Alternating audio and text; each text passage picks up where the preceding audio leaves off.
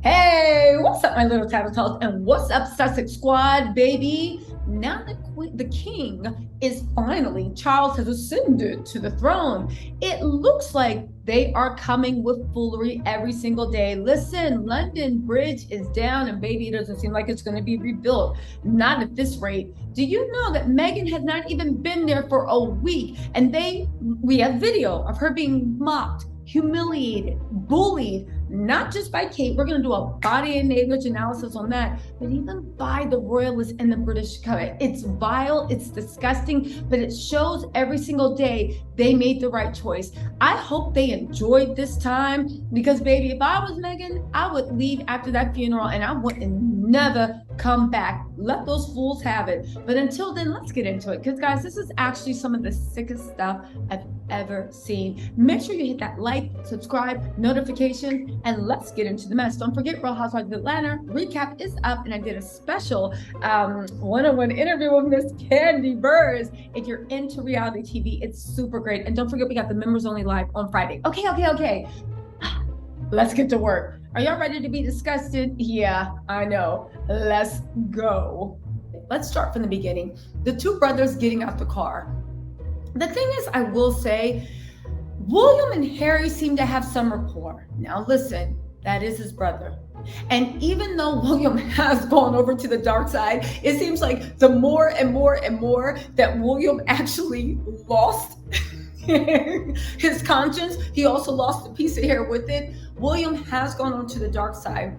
However, we can say that is your brother. And that's why they say never get into the middle of family disagreements because they always find a way to come together. Now, will it ever be the same? I don't know. But William always depended on Harry whenever anything was going down. Okay. This is one of the things that showed Harry's value, but it also put strain on its relationship because as they got older and more things came down, Harry was the brunt and almost a kicking like the dog they kicked when they came home for William, while William looked like the golden prince. Okay, but if you see, interesting enough, there is rapport with the two brothers despite everything that has happened. But you guys, get this, because this is important to notice. Look at the body language between Kate and Meghan.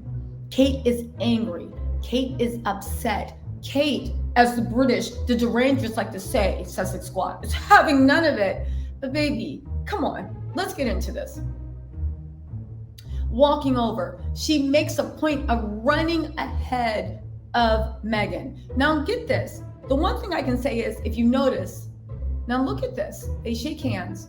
Look at Kate and the look she throws Meghan, almost like she's looking down at a peasant. Meghan is looking a bit disheveled, beautiful, glowing, but a bit disheveled. Now, what got a lot of people mad is Harry looks over and takes his place with his wife. He looks over and sees that his wife is not around. Kate is feeling in her element. She's stretched out. She feels like she's in control of the room. William on one side, Harry on the other, whole old times, and Meghan to the back, completely cast out. You can see Kate, and her body language showing. She is very pleased with herself. The closed hands, she feels like she is holding court. However, and this is where it gets good, Harry looks over and takes his wife's side. Look at Kate and the way her body language shifts, the way her shoulders slump. William doesn't seem at all flustered by this because that's what you expect to do. It makes you think that maybe the problem with Meghan, of course, William never liked her, outsider, all this stuff, but maybe Kate's problem, Kate actually was the problem. There were reports a while back that Kate felt some type of way about Meghan. We know that Kate is very insecure about her looks. Meghan beats her across the board with looks. Look at this. And oddly enough, look at the way when Harry moves over, William does not move closer to Kate. Kate is left standing on an island by herself. It seems that trio, Harry, William, and Meghan, are standing tall. Now look as we go. Meghan looks visibly disheveled. She looks visibly upset. Not to say she looks bad, but she doesn't look polished. Her hair is not polished. At one point, I did think, is she crying? Kate is moving away from the whole bunch. She seems to be visibly annoyed that Meghan is even there and that Harry is there now that Harry has taken his side against his wife. Now, just a little background, we did find out later that one of the reasons Meghan looks so nervous is because they were given an hour notice to show up. 1 hour notice, actually 45 minutes. They were given 45 minutes notice to show up. Meghan, it looks like, did her own hair and makeup in the car. If you see the dress, it is very ill-fitting. Kate looks like she had an outfit prepared for this day. I'm not going to say it was because of the Queen. Maybe because, she is a working royal and she has to have ready funeral dresses. Meghan is wearing a dress. It looks like it's not even her dress. But again, Meghan and Harry were asked to show up the last minute. A lot of people think that it was supposed to be an invite that was refused. However, they rose to the occasion and showed up. I can't believe that people are trying to drag them, that they got a last minute invite and showed up at the last minute. But let's take a look at Kate's body language compared to Meghan. Kate is moving away. She's looking over, visibly angry, visibly upset. Now, they do come together. That's because Kate moves closer to William, now places everybody. They come and they're looking out the flowers. Again, Meghan seems to be doing her part. She's trying what she can to fit in, but she is visibly nervous, visibly flustered. What can make her so flustered, right? What's going on? Let's actually get to the part of the bullying that we see going on. Again, during this, and I'll do a different analysis, Kate keeps trying to lead the way.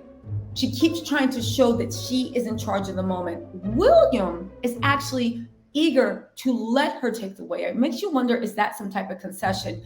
Meghan is doing her best to bridge the gap between William and Kate, what they were doing and what Harry is doing. Again, Meghan is the eternal peacekeeper. She's supporting her husband where she can, but she keeps trying to operate as a bridge with her husband. But let's get into this, because this is the most interesting part to me. The bullying, right? Meghan's playing peacekeeper.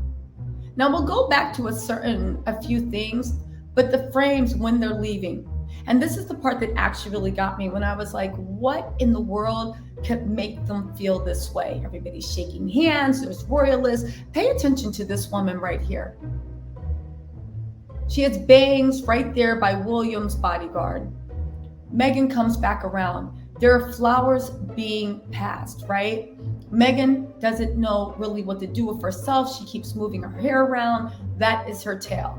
They have a few conversations about it's time to get in the car. What should we do? Harry and Meghan are largely ignored. That's fine. William gives an olive branch. Look at Kate and the dagger she's throwing at Meghan. That evil raised eyebrow. It's odd, the sheer fury that Kate has to Meghan. What is the problem, Kate? Your hair was blown out.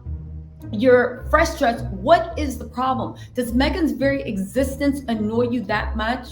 Again, let's get into what the problem actually might be with the bullying. They get into the car. So what actually contributed to Meghan and her looking like a fish out of water this choice? Because at a certain point, it looked like she was afraid that somebody was going to bite her. It looked like fear to me. Well, you guys, I think this might be. Look at this. Meghan's going to greet people right there. Look at that smirk. Look at that smirk. Look at the crowd laughing at her. Look at only one, maybe two people refusing to acknowledge her. The fact that they are getting off on humiliating this woman that is there to pay homage. The fact that this was allowed to happen, I think says a lot. It's disgusting, actually.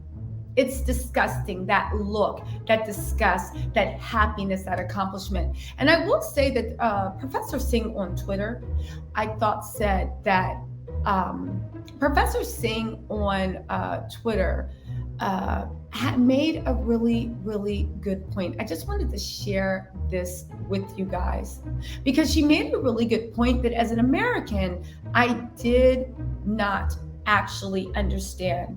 But she said, make sure you follow Professor Sunny Singh on Twitter. She's actually really good. She said, I keep thinking of this. I think every woman of color in Britain knows this expression.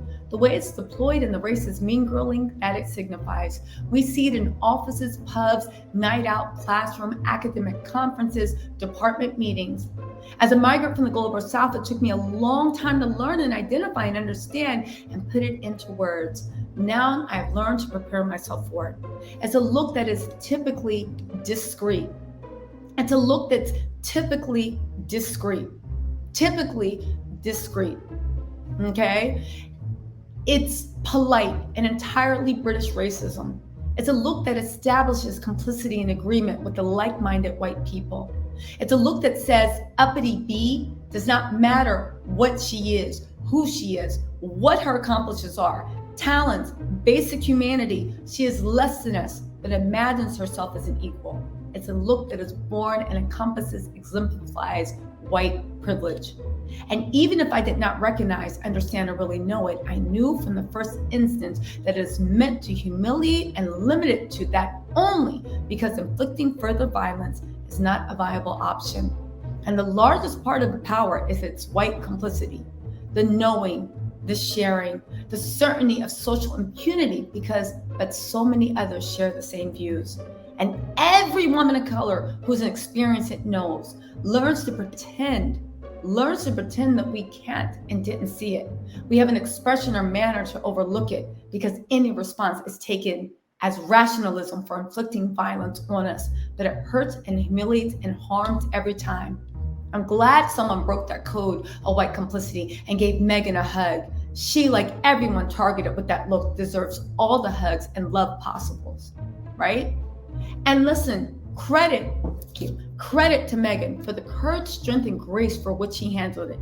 Kudos to Harry for demonstrating white folk have to be a support and anti-racist collaborator, even in the most constrained circumstances, and a lot of allies should learn from it. You guys, listen, I think Professor Singh and her comments is something that everybody, which puzzles me, that comes on YouTube, comes on public places, and everybody's entitled to their opinion, and this is mine, and doesn't understand the game that's been played, and especially Black women and people of color that sign off on it. When at the end of the day, you're signing off on people who fundamentally look at you in the eyes of the British monarchy. Who is that uppity B? How dare she, they, we get out of our place? You guys, this was disgusting and it's revolting. It's disgusting and it's revolting, and I'm ashamed of the fact that anyone would ever have to go through this. But I'm glad that we're in a new era, a new time where these things are no longer accepted and they will be chronicled. This is where I think the fall of the monarchy is going to be at its best, right? And it's going to happen swiftly, because before you could hide behind press releases, before you could hide behind pretty words and pretty pictures. But now, when everybody has a camera phone and everybody is documenting the cold-blooded looks, the othering, the outsider, the fear and insecurity that they want to have, the colonialism, right? The modern age will not fly. And I'm glad that we are here to witness. Listen, the revolution will be televised, and so will every crumbling brick. Listen, my little Tattle Tells, let me know what you think in the comments, and I will talk to you later. Bye.